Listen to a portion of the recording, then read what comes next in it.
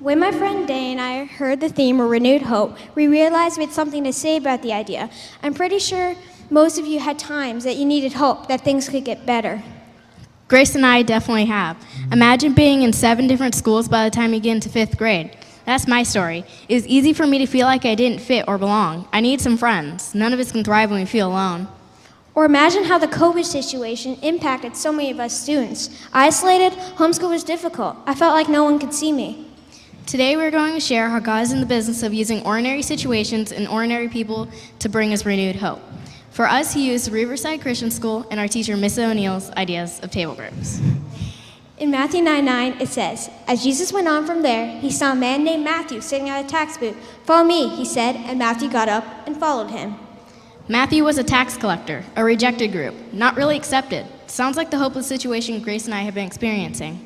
And Jesus calls him out and puts him together with this group of people that were really different. I mean, here's this numbers, details, and money man, Matthew, being asked to hang out with John, this relational storyteller.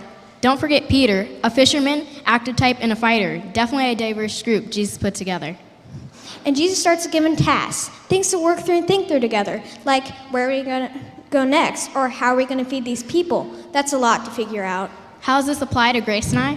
Well, Mrs. O'Neill decided to use table groups. She put students who weren't very similar together to learn to work. And Grace sat near my group. She was different in a good way. We're not quite the same, but we both had definitely lost some hope. It was just beginning to us being renewed. It wasn't immediate, but as we kept working together, things started to change. I started to have hope that maybe I did fit, like I had a friend. And I was feeling listened to, seen, and heard. Adventist education is important, and Riverside has become more and more important to me. We know that teachers are in the hope-giving business. Thank you, Mrs. O'Neill and Eric. But the real hope giver is Jesus. Jesus is working to renew our hope, even when we might not notice. Today, we wanted to share how Jesus used a teacher's idea for groups to renew our hope. We also wanted to encourage you that Jesus is already putting you around some people. And they probably aren't just like you. You could call it your table group, and maybe there's some work your group could start doing. And as you start to listen to the people in your group, you'll realize you're being heard. And as you reach out to be a friend, or at least friendly, you start to feel like you have a friend.